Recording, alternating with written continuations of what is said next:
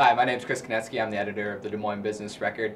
We're here today with Jason Swanson. He's our Director of Operations, and he's also the guy that handles our 40 Under 40 nomination process. And we're here today to do a little frequently asked questions with Jason. He often gets a variety of questions from people as we head into the nomination process. And so, Jason, we just want to kick it off with the first question, which is, why don't you just tell us a little bit about who actually does the judging for 40 Under 40? Well, we're really fortunate. We have, this is our 15th year of doing the 40 Under 40, and we get almost more volunteers than we can use from the past classes. So we put out a call right after the nominations are complete, and we get overwhelming response. They volunteer their time to come in and look through all the applications and do their best to determine who should be in the class for that year. So what are some of the criteria that they're looking for when they're sorting through the applications? Well, we tell the judges the same thing every year, and some of them have done it enough times that they don't even need to hear it anymore. But we still reiterate that they're supposed to judge based on two things, and it's an equal balance between career achievement and then the involvement in the community. And that community involvement includes nonprofit boards, philanthropic things that they do, civic positions, mayor, city council, that kind of thing. But we really want someone that is well-rounded. So if I'm a judge and I'm looking at some of the different criteria, what are some of the things that that are going to help set me apart as a 40 Under 40? Well, we require that a resume is submitted, or at least a list of both business and personal accomplishments. We don't require letters of recommendation, but that's really something that can help separate a bunch of people that look about the same.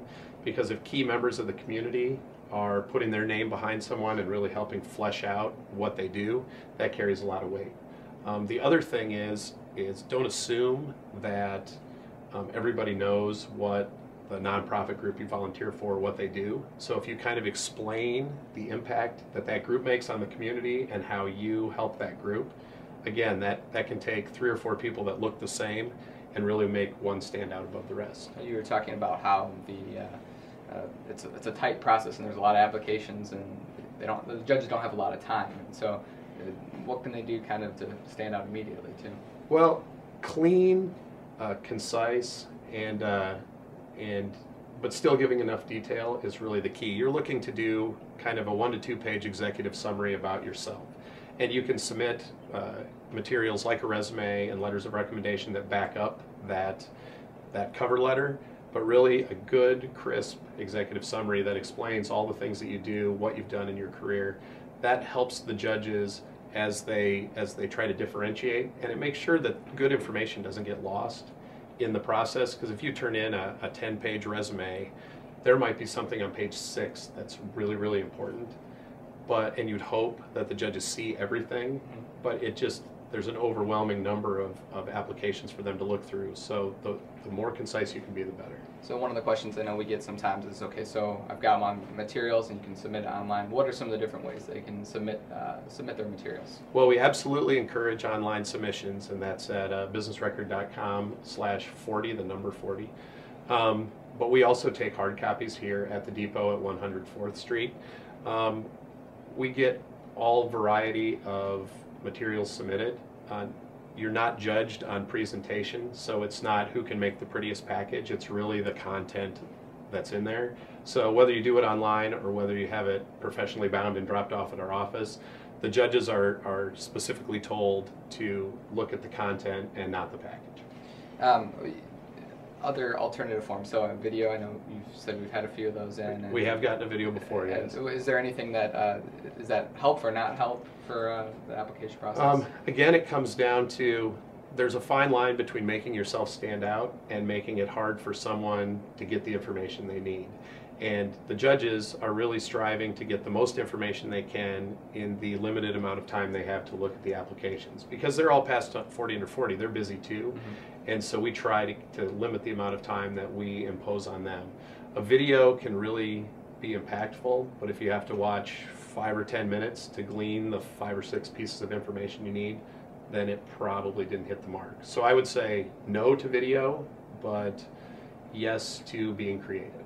Are there some other common mistakes that you see either any part of the application process for 40 under 40? I would say that we've probably, over the years, we could have missed on a few people just because the person that did the nominating didn't include them in the nomination process. So they didn't have a complete resume for the applicant. They didn't have all the specific details of what they do at the nonprofits. So they should feel okay to let the person they're nominating know that they're nominating them. Absolutely, because that's where the best information is going to come from. And you can nominate yourself. There's no penalty. It's not held against you if you nominate yourself. Some of the best ones we've ever had have turned in their own material. You're not judged on, can I get someone to put their name on my application? Anything else that we didn't touch on that you think is important for the 40s for potential 40 under 40s to know about? Two things, I think. Number one is it's not a quantity of nominations. Each nominee, we put together a folder with everything that's submitted, and that is, in theory, the only thing that the judges know about them. So whether you're nominated once or whether you have 50 different people turn in your nomination, it's not gonna be a quantity of votes that get you selected. The judges are looking at what you did and what you do and the impact you make on the community. And number two is that we do keep the applications from year to year. So if you didn't quite make it the first time, all's not lost unless you're turning 40 that year. You can resubmit it the next year, and we will reach out and have you update your information as well. Well, I appreciate you spending some time telling us a little bit about 40 under 40, and just so you guys know how it ends up getting used.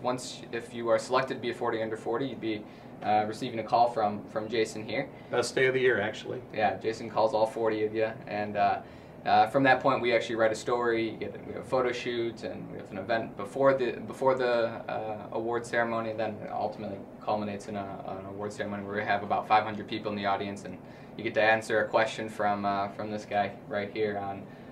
Those Miss America questions are either the most loved or most dreaded part of the whole event. So we appreciate you watching this video, and wish you good luck.